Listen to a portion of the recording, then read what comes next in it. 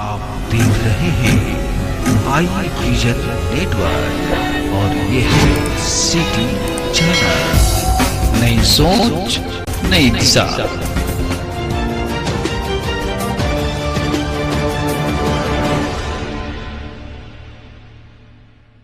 City channel में आपका स्वागत है।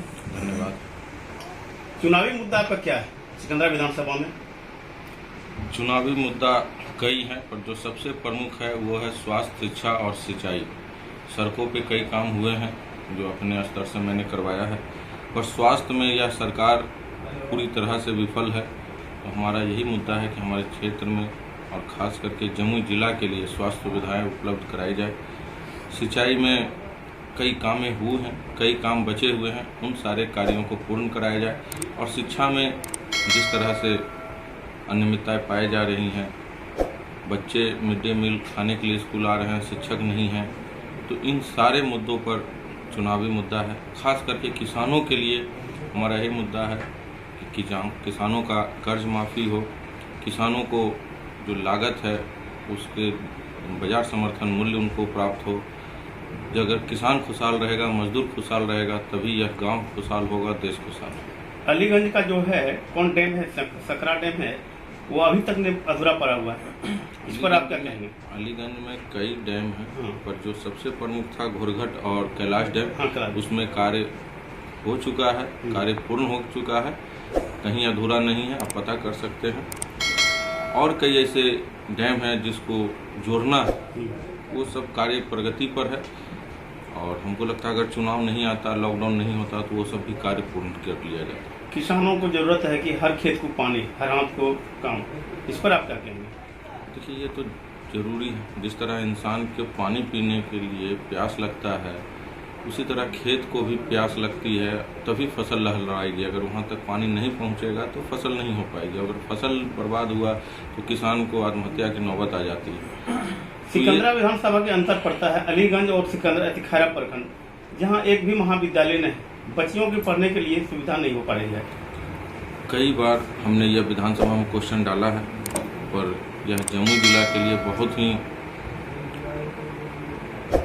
दयनीय बात है कि जमुई जिला एक ही जिला और एक ही अनुमंडल है, जिस कारण से अभी सरकार का दायित्व बन रहा है। सरकार अभी रोड मैप लेके चल रही है कि हर अनुमंडल में एक महाविद्यालय हो, जिसके तहत अनुमंडल स्तर पर जमुई अनुमंडल भी है, यहाँ पर डिस्ट्रिक्ट भी है।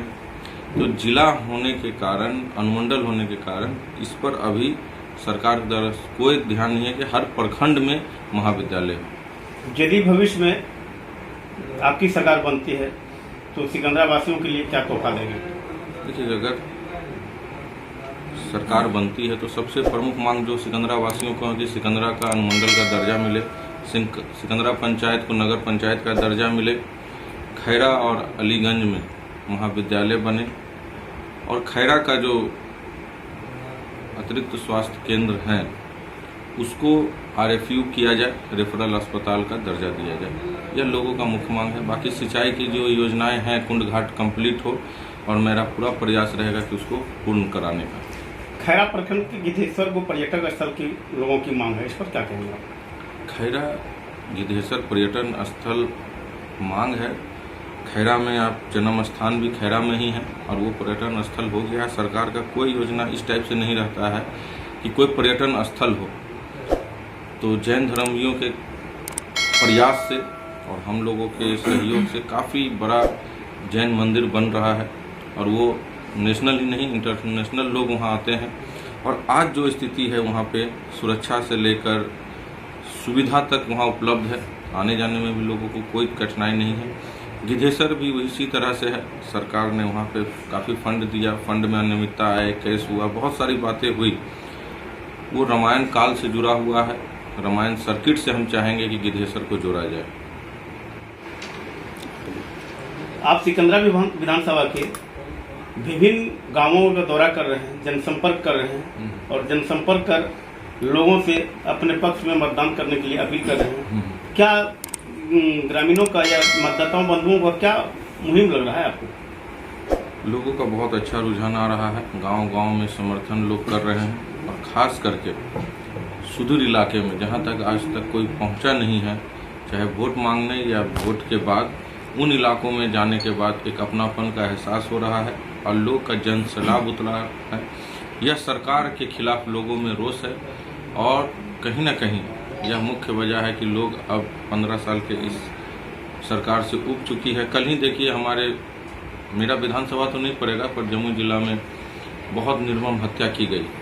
2 लोगों की बहुत भयानक तरीके से काट दिया गया, 2 लोग घायल हैं, वो भी बहुत गंभीर स्थिति में। तो इन सबों से क्या मालूम चलता है कि लोगों में प्रशासन का खौफ नहीं है और इस स्थिति में यह सरकार, निकम्मी सरकार को बदलने के लिए लोग सोच लिया है। अब लोगों का महागठबंधन का सरकार बनाने की ओर अग्रसर है, युवा सरकार अब लोग चाहते हैं। चलिए, सिटी चैनल में आपको बहुत बहुत धन्यवाद। धन्यवाद।